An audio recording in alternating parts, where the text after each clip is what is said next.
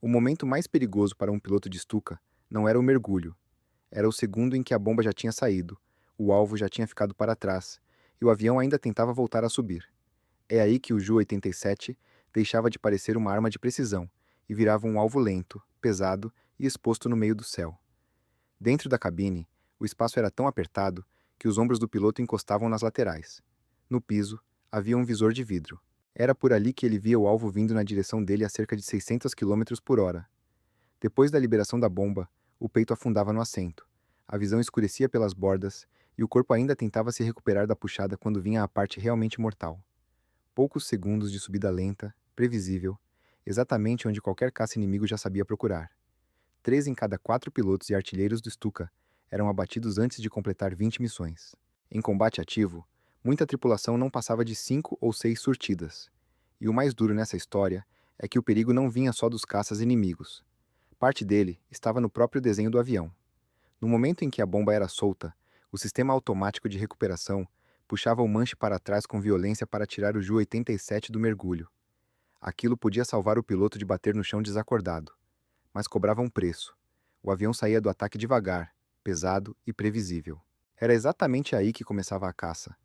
Só que, para entender por que uma máquina tão vulnerável foi usada em escala tão grande, você precisa voltar para o momento em que ela parecia resolver um problema real melhor do que qualquer outra aeronave da sua época. O Ju-87 foi concebido nos anos 1930 por Hermann Pohlmann para cumprir uma função muito específica: ser artilharia aérea de precisão.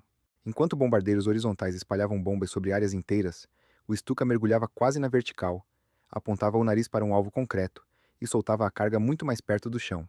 Na prática, isso significava acertar uma ponte, um depósito de munição, uma coluna de veículos, um cruzamento ferroviário. O avião inteiro girava em torno dessa missão. As asas em gaivota invertida ajudavam no ângulo do mergulho. O trem de pouso fixo criava arrasto, o que parecia atraso técnico, mas na verdade dava mais controle durante a descida. E havia o Abfangerett, o sistema automático que começava a recuperação por volta dos 450 metros, para evitar que o piloto apagasse e enterrasse o avião no alvo. Ernst Udet comprou a ideia com entusiasmo. Herói aéreo da Primeira Guerra e depois figura central da Luftwaffe, ele acreditava que o bombardeiro de mergulho podia resolver um problema real: acertar alvos pequenos com precisão num momento em que isso ainda era raro. Dentro daquele contexto, a aposta fazia sentido. E durante um tempo, ela funcionou bem o bastante para se transformar em doutrina. Na Guerra Civil Espanhola e depois na Polônia em 1939, o Stuka já começava a construir reputação. Mas foi em 1940, na campanha da França, que a máquina virou símbolo: pontes, entroncamentos, fortalezas, comboios. O Ju-87 não destruía tudo. Ele destruía exatamente o ponto que travava a manobra. E isso, para uma guerra que dependia de velocidade e desorganização do inimigo, era ouro puro. A infantaria em solo ouvia a sirene, via a silhueta da asa dobrada aparecendo lá em cima e associava aquilo a uma certeza: alguma coisa importante estava prestes a ser atingida. A propaganda alemã entendeu isso rápido. Cinejornais, fotos, cartazes. O Stuka virou o falcão de aço da Blitzkrieg. Só havia um detalhe: esse sucesso tinha vindo em céus onde a oposição aérea ainda não conseguia pegá-lo no momento certo. E esse ponto importa, porque a fraqueza central do Stuka nunca esteve escondida. Ela só não tinha sido explorada do jeito certo ainda. Durante a Polônia e boa parte da campanha da França, o Stuka mergulhava, soltava a bomba e recuperava sem encontrar, logo acima dele, um inimigo já posicionado. Os caças adversários eram lentos demais, escassos demais ou desorganizados demais. Na prática, a saída do mergulho continuava perigosa, mas ainda não mortal em escala industrial. Era isso que prendia a Luftwaffe à máquina. Não era nostalgia. Não era teimosia cega desde o começo. Era o fato de que, em certos contextos, o Ju-87 realmente entregava algo que a Alemanha precisava desesperadamente: precisão rápida no ponto exato onde o avanço terrestre estava emperrando. Se uma ponte precisava cair antes que fosse demolida pelo inimigo, o Stuka servia. Se uma posição de artilharia precisava ser silenciada em minutos, o Stuka servia. Se uma coluna blindada precisava de apoio antes que a artilharia rebocada chegasse, o Stuka servia. E enquanto ele servia, a Luftwaffe aceitava pagar um preço que ainda não parecia definitivo. O problema é que toda essa eficiência dependia de uma condição externa. O inimigo não podia controlar o céu no exato momento em que o Ju-87 saía do mergulho. Quando essa condição desapareceu, a lógica inteira começou a ruir. Em agosto de 1940, o Stuka encontrou um céu que já não controlava. Na Batalha da Grã-Bretanha, os pilotos britânicos entenderam muito rápido onde estava a fraqueza do Ju-87. Não era no mergulho. Interceptar um avião descendo quase a 90 graus não era simples. O melhor momento vinha depois. O ciclo era este. O Stuka mergulhava, acelerava, alinhava o alvo pelo visor no piso e soltava a bomba. Em seguida, o Abfangueret entrava em ação e arrancava o avião da descida. O corpo do piloto absorvia uma pancada brutal. A visão podia falhar por instantes. E quando ele voltava a se enxergar direito, o avião estava subindo devagar demais. A velocidade, que no mergulho podia chegar a 600 km por hora, despencava para perto de 240 na recuperação. Um Spitfire voava mais rápido do que isso em regime normal. Um Hurricane também. Durante aqueles segundos, o Stuka virava um alvo quase suspenso no ar. Os britânicos passaram a esperar por esse momento. Deixavam o Ju-87 terminar o mergulho e atacavam na subida, quando a aeronave estava lenta, pesada e com pouca margem para manobra. Entre 8 e 21 de agosto de 1940, 41 Stukas foram abatidos.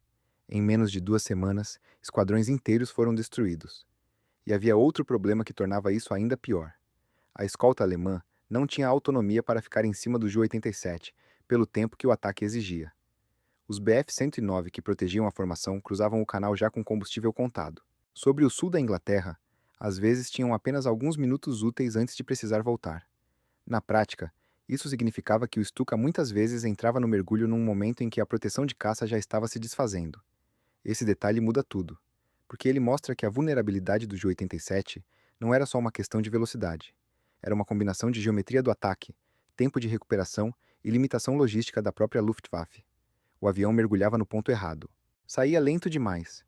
E a escolta, quando existia, nem sempre podia ficar ali para cobrir o corredor de fuga. Ali, a arma da propaganda nazista perdeu a aura de invencibilidade. O problema não era a falta de coragem. Também não era um erro de um ou outro piloto. Era a combinação entre doutrina e aerodinâmica.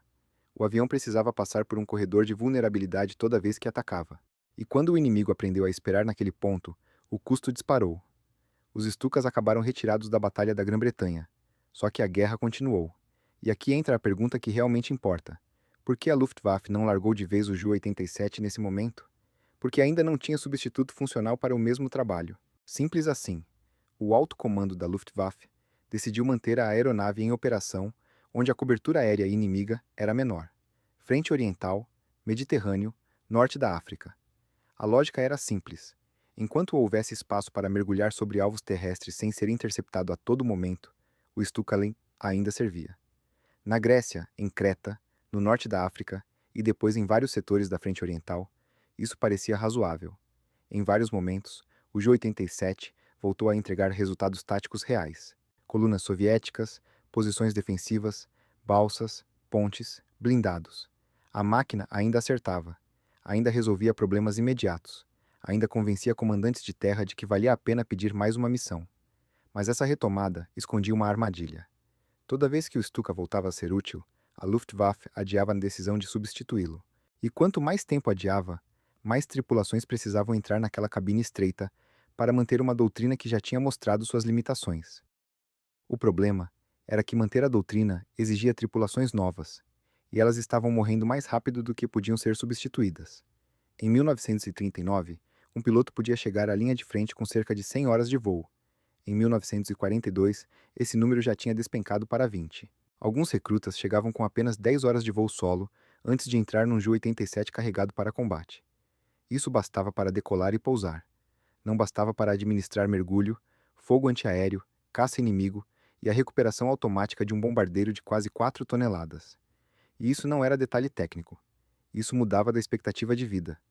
Um veterano ainda podia reconhecer sinais de pane, compensar ligeiras variações no mergulho, sair do ataque com alguma disciplina. Um novato chegava ao fronte aprendendo em combate a lidar com a parte mais violenta do voo tático. Se ele errasse o ângulo, morria. Se hesitasse na recuperação, morria. Se encontrasse um caça na subida, muitas vezes morria também. Atrás do piloto ficava o Bordfunker, o artilheiro rádio. Ele operava o rádio e uma MG-15 de alcance limitado, recarregada manualmente. Tinha pouca proteção e quase nenhuma margem de reação quando um caça vinha pela cauda. Em muitos casos, ele era o primeiro a ser atingido. Esse homem costuma quase desaparecer nas narrativas sobre o Stuka, mas a experiência dele ajuda a entender o absurdo da função. Enquanto o piloto saía do mergulho, tentando recuperar a consciência plena e segurar a aeronave, o artilheiro precisava vigiar o espaço traseiro, alertar no rádio, tentar responder a um ataque e ainda sobreviver num posto muito menos protegido. Na prática, ele ocupava a pior cadeira de um dos empregos aéreos mais letais da guerra. Os relatórios do Quartermaster General mostram o tamanho do desgaste. Grupos inteiros eram recompostos em poucas semanas. Em algumas unidades da Frente Oriental, a rotação de tripulações chegava perto de 100% em menos de 3 meses. Não era uma derrota pontual. Era consumo contínuo de homens e aeronaves. E esse consumo se agravava porque a própria missão do Stuka empurrava o avião para altitudes baixas e para dentro do alcance de qualquer defesa organizada. O caça inimigo era uma ameaça óbvia, mas não era a única. Metralhadoras pesadas, canhões automáticos, fogo leve concentrado. Se os defensores entendessem por onde o Ju-87 apareceria depois da recuperação, já tinham metade do trabalho feito. Foi isso que começou a acontecer cada vez mais na Frente Oriental. Mesmo quando o céu não era controlado da mesma forma que pela RAF em 1940, os soviéticos foram aprendendo a ajustar fogo, posicionar armas e esperar o momento de maior exposição. O Stuka ainda acertava o alvo, mas cada vez mais homens pagavam por esse acerto no segundo seguinte. E o comando sabia disso.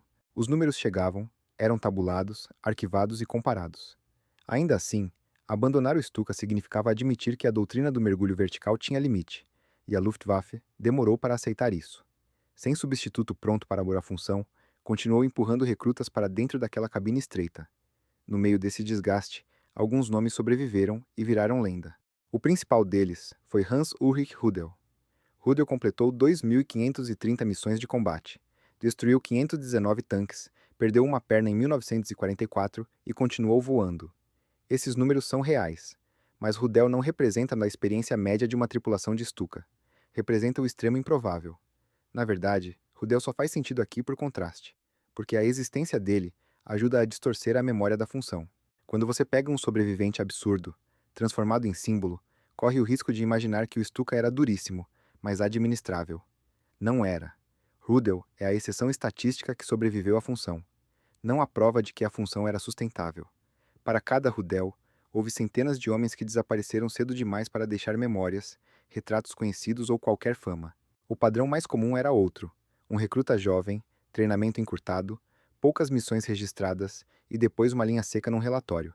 É por isso que a história do Stuka faz mais sentido quando você pensa num tripulante anônimo de 19 anos. 3 missões. Outubro de 1942. Frente Oriental. Desaparecido em ação. Talvez abatido na subida pós-mergulho. Talvez derrubado por fogo antiaéreo leve. O relatório quase nunca dizia muito mais que isso, e esse anonimato importa, porque ele mostra onde a máquina realmente foi parar. A imagem pública do Stuka ficou presa no mergulho, na sirene, na precisão, na propaganda. A experiência real de boa parte das tripulações ficou presa no pós-ataque. Poucos segundos de lentidão, o ventre exposto, o motor acelerando sem devolver energia rápido o bastante, e alguém do outro lado já esperando naquele exato ponto. Em 1943, a Luftwaffe começou a mover a função de ataque ao solo para variantes do FW-190. O motivo era simples. Um caça-bombardeiro podia atacar em mergulho mais raso, lançar a carga e sair com velocidade. Não precisava atravessar o mesmo corredor de vulnerabilidade do Ju-87. Essa mudança diz muito. O Stuka não foi empurrado para fora porque ficou velho de repente ou porque deixou de acertar o alvo. Ele foi sendo deslocado porque o preço operacional da precisão que oferecia se tornou alto demais. Em outras palavras, a mesma característica que o tornava útil era a característica que o condenava.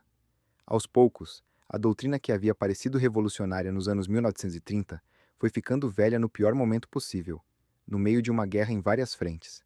O Stuka continuou útil em situações específicas, mas a ideia do mergulho vertical como arma central já estava condenada. Os números finais variam conforme a fonte, mas os registros alemães apontam perdas enormes entre 1939 e 1944. Mais de 70% dos tripulantes de Stuka teriam sido mortos ou capturados, e a estatística de 75% antes de 20 missões não veio de propaganda inimiga, veio do próprio lado alemão. Então pense no que isso significava para quem entrava naquele avião.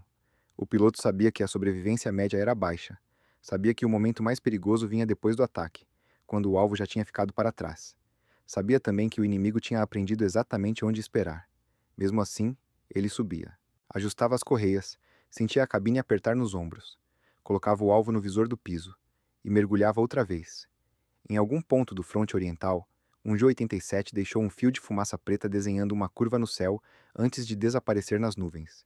Para Guy, a guerra era só mais uma perda lançada numa tabela. Para quem estava lá dentro, era na missão que não chegou à 20ª.